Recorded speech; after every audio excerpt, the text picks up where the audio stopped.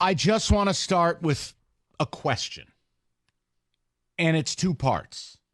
Justin Jefferson, Vikings. Turn down $30 million a year. Vikings have no answer at quarterback. They have pick 11 and 23. They could move up, try to get McSizzle. Guys, is this Jefferson's last year in Minnesota, or does he get dealt during this draft? And yes, I know they can franchise him, but the number becomes insane when you begin going down that road. If he turned 30 a year down, I kind of tells you he doesn't want to be there. I just want to hear from you guys. I think this may be his last year in Minnesota, but I think that it would be a trade deadline. He'd start the year off, but he wouldn't finish in Minnesota. So he would look to see, okay, which team is doing something. I'll go there, and then I'll just hit free agency in the offseason. No, he plays in Minnesota. I truly believe he plays in Minnesota, and he tries to do the you franchise tag me, trade me in next offseason. Okay, so this is his last year, though. Yeah. He plays this year. Okay. Yes. Carry on. Yeah, so let's go through this 3-round mock draft. Oh, come on. You can't predict the top 10 picks. We're going round 2 and 3. Fine. Yes. So I'll give you the Lions selections in those. Of course, Caleb Williams, Jaden Daniels, Drake May. Give me something I don't know. Yeah. Well, here's the thing. I think we know this as well. The projected trade here. Minnesota trades up to number 5 and gets J.J. McCarthy. Have we just heard too much about this for it to actually happen? Generally, trades that are reported on like this or speculated on never happen. I'm asking. No, I'm always leery because it's the stuff that's done in silence. Like, wow, didn't see that coming. Didn't see that move happening. But, yeah, it's like, okay, JJ is in Minnesota. Who are they trading with? Which leads me to think that, I don't know, Minnesota's putting it out there to see if the other teams would bite on it. Oh, for sure. The Chargers are going to take the best trade, and somebody may jump up because of what everybody's saying here. 6. Yeah, maybe Jim takes it and says, but you got to draft my guy. Yes. If we do this trade. At number 6, the Giants take Malik Neighbors. But let me give you this, Mike, because what they pair up Malik Neighbors with in this draft. So, in the second round, the Giants decide to trade up to number 38 and select Bo Nix. Now, before he's drafted, Penix is taken, and then all the other guys are taken. So Bo Nix is like the only one left. I don't think he'll be there at 38, but sure. Look, here's the bottom line. Take the label off of the team. Any team in this league, if you're going to bypass taking a quarterback at 6, you have to explain to your owner what the plan was there. You're putting yourself in a corner where then you have to end up doing some dirty things to get a QB. I can't see a scenario where they don't come out of this with a QB. It's the same thing as the Raiders. It's the same thing as the Broncos. You have to explain to your owner why you chose not to take one. So go ahead. And I'm not telling you JJ's a better pick at 6 than Neighbors. No. I'm telling you, you don't get to not take a guy. So do whatever you like. Unless you are, you know what, Bo Nix or Michael Penix is the same as JJ, and if everybody's on board with that and we can get them in a later round. If they grade them that way. We can pick up this guy instead. But the scenario that cannot play out is you don't get him. So, yeah, go ahead and show me. It's going to be a tense 48 hours for my dad. Go ahead. Number 9, the Bears take Rome Odunze, so they pair up and get their receiver for their quarterback. Let's get to the important stuff. Quinyon Mitchell goes 13 overall to the Las Vegas Raiders. And then you have Terrion Arnold, who are, I guess, neck and neck there, 1 and 2 for the cornerbacks, goes 15 to the Colts.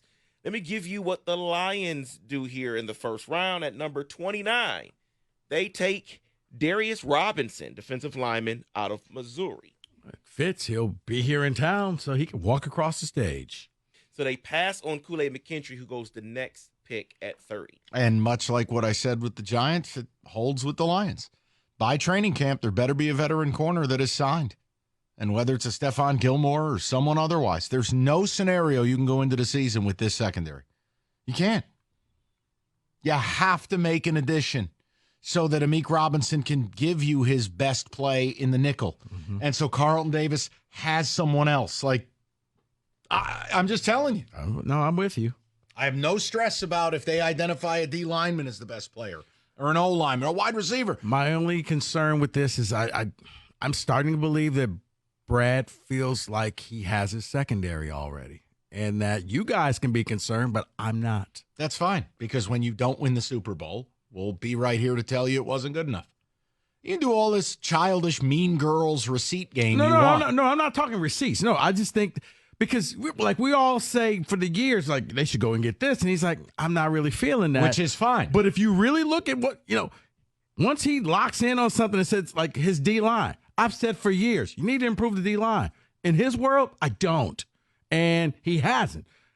We keep saying, you got to improve the secondary. But he has improved the D-line now. Reader is an upgrade. No, he did. But I'm like talking through the draft and like in the trade deadline. That's why I said you got to sign a guy. Eh. If you don't want to take a guy, it's fine. But see, I think in the guys that they brought in here, they're like, okay, you know what? One guy we made a mistake with. Maybe we'll replace him. Maybe we won't. We'll see. Okay, good. So when Carlton Davis gets hurt inevitably again, and you have no perimeter corners anyone cares about, make sure you have those receipts too. That fourth-round corner that they drafted. And again, he could be in. I want them to take a corner at some point, but it must be paired with a free agent signing. I'm with you. That's it. He can do whatever he wants in a draft. He's earned that right. But don't tell me they don't need to sign a corner before training camp. And I know it's hard to predict, but this is a 3-round mock. So to give you what they do. At 61, they take safety Javon Bullard from Georgia. Why? And then at 70, why? What did Mel get? Hairspray in his face? Why? What is this, Kuiper? It is Kuiper and Yates. They went back and forth on picks. Yeah, I guess at that point I would just need to know who else was still on. What are they hitting the peace pipe? We're taking a safety in the second round. So, there's an offensive lineman taken after that. There's Drew Phillips, a cornerback taken right after that. Go ahead. We're in round two. Wait, we're in round 2 or round 3? That was round 2. Okay. Go ahead. Go to round 3. In round 3, they take Bub Means, wide receiver out of Pittsburgh. I'll tell you right exactly. now. No. Listen. First of all, this has a 0% chance of playing out. But if it did, man, the show the Monday after would be fierce with listeners. You would have taken a D lineman, a safety, and a wideout. People, I think, would be freaking out. So Brad will have plenty of receipts to add to his collection.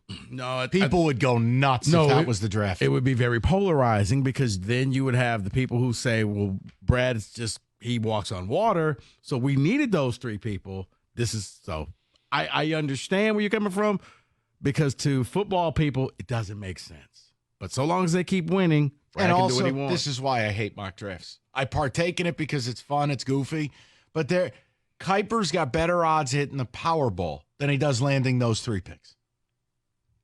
You know what? That's fair. It's actually the same thing. Very much so. Let me finish it off with giving everyone where Michigan players go. 52, Carolina takes Mike Sandersteele. At 67, Washington Commanders take Roman Wilson. At pick number 70, the Tennessee Titans take Junior Colson. Where's Chris Jenkins? At 81, Seattle takes Zach Zinter. And at 97, the Bengals take Blake Corum. Wow. Okay. I mean, the only pick in there I hate is Corum. You can have him. But other than that, look. Everything else kind of makes sense. And Corum would where? 97 to the Cincinnati Bengals. That's actually going to be part of the prop bet. Will he be a top 100 pick? Wow. Okay. I dig it. Any go ahead selfishly. Just give me the Giants 3rd round pick, will you? Come on, just the Giants 3rd round pick. Give me a little sizzle. Just give me a little something. Let me hear this.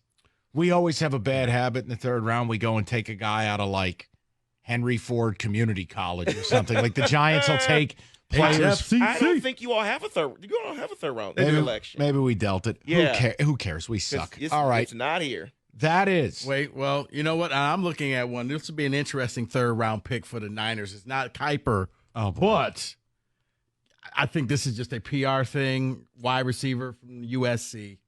Want to take a guess who? Jerry Rice's son. Yeah, Brandon Rice. Are you dealing Ayuk or what? I mean, after what happened today, I don't know. Here's why they don't have a third round pick. They're projected trading up to get Bo Nix. Got it. To give it up. Makes sense then. Superb. But I don't know yet. All right, good talk. Thank you for the mock draft. Appreciate it.